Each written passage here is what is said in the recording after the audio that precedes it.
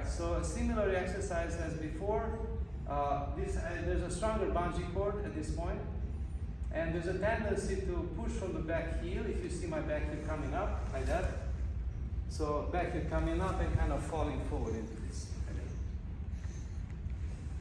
So I'm kind of leading with my head. If the tension is even bigger, then there's more need on the back heel to push forward like that, and we are trying to avoid that thing. Okay?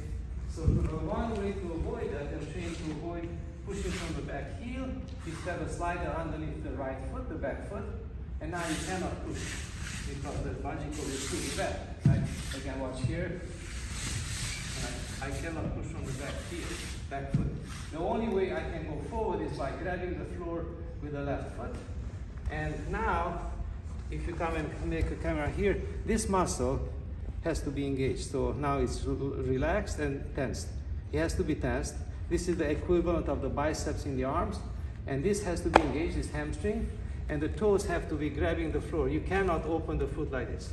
So this whole assembly has to be super strong. Okay, ready? And now I have to squeeze together, step through. This whole assembly, tailbone, inner thighs, everything has to be strong. Otherwise, I cannot go forward at all. So I can squeeze everything together.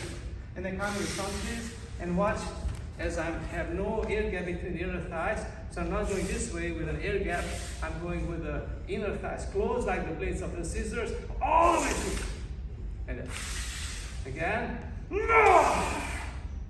Again. Okay, and then normally when we are stepping,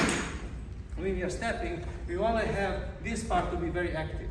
You can have a little bit push from the back as well. I'm not saying not to push at all from the back, but this has to be engaged. If you only do from the back, that's bad. Most of it has to be in the front, some amount from the back depending on the terrain, and definitely not at the detriment of poking the butt out, dropping the head and having a gap behind your neck. Okay?